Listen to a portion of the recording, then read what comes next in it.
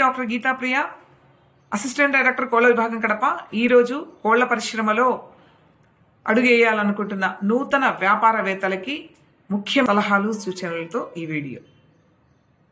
మొట్టమొదటగా మనం ఏ కోడి జాతిని ఎంచుకోవాలి? గుడ్ల రకాన్నా, గుడ్లు పెట్టే రకపు జాతులనా, మాంసం పెట్టే రకపు జాతులనా? అది అవగాహనతో ముందుకెళ్ళాలి. గుడ్లు పెట్టే జాతులైతే మనం గ్రామప్రియ మరిన్ని చూసుకోవాలి. అలాగే మాంసం పెట్టే జాతులైతే వనరాజ లాంటివి ఇంకా మరిన్ని జాతులను తెలుసుకొని ఏది మనకు అవసరం అనుకుంటే దాన్ని మాత్రమే ఎంపిక చేసుకొని ముందుకు సాగిపోవాలి. షెడ్ నిర్మాణం ఎత్తైన ప్రదేశంలో కట్టాలి. గాలి బాగా ప్రసరించేలాగా ఉండాలి.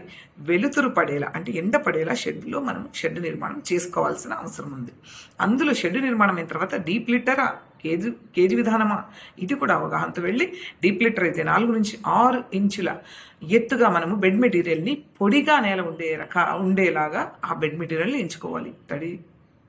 అది రంపపుట్టు కావచ్చు, వరిచెత్త కావచ్చు, ఎలాంటిదైనా.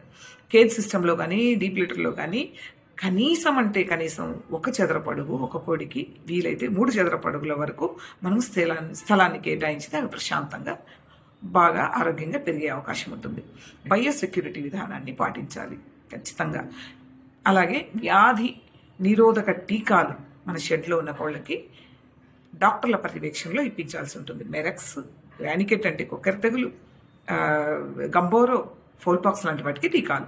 అలాగే మన షెడ్లో ఏమైనా మందులు ఉంచుకోవాల్సిందే, కిట్ ఉండాల్సిందే. దానిలో నటల మందు, అలాగే లివర్ టానిక్లు, మల్టీవిటమిన్స్, ఎలక్ట్రోలైట్స్ లాంటివి ఉండాలి. కాంతి నియంత్రణ కూడా చాలా అవసరం. షెడ్లో 14 నుంచి 16 గంటల పాటు మనము వాటికి కాంతి అందేలా మనం లైటింగ్ వ్యవస్థను ఏర్పాటు చేయాల్సి ఉంటుంది. అలాగే రోజువారీ పర్యవేక్షణ, ఇది చాలా అవసరం. మన టైంని కేటాయించి శ్రద్ధగా మనము కోళ్ళ పరిశ్రమలో మన టైంని కేటాయించి శ్రద్ధగా పర్యవేక్షణ చేస్తేనే మనము ముందుకు లాభాలతో ముందుకెళ్తాం.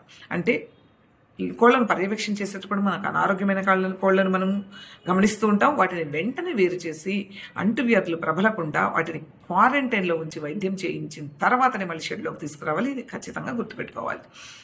ఇన్ని చేసిన తర్వాత కూడా మనకు మార్కెటింగ్ సదుపాయం గురించి ఆలోచించకపోతే మనం తయారు చేసే ప్రొడక్ట్స్ అంటే మనం ఉత్పత్తి చేసే గుడ్లైతేనేమి, మాంసం అయితేనేమి విక్రయించుకోవడం కష్టం. మనం అందుకని మార్కెటింగ్ మీద ఖచ్చితమైన ఒక ప్లాన్తో ముందుకు వెళ్ళాలి.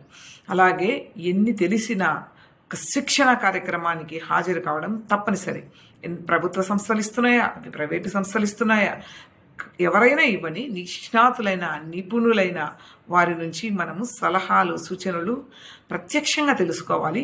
మనకున్న అనేక సందేహాలను వారి ద్వారా నివృత్తి చేసుకుంటే మనం మంచి అవగాహనతో ముందుకెళ్ళి ఈ వ్యాపారంలో స్థిరపడి ఒక మంచి వ్యాపారవేత్తగా ఎదగగలము. అలా కావాలని కోరుకుంటూ మీరు మరిన్ని సూచనలు సలహాలకి ఏపీ స్టేట్ హ్యాచరీని సంప్రదించగలరని విజ్ఞప్తి చేసుకుంటున్నాను. నమస్తే.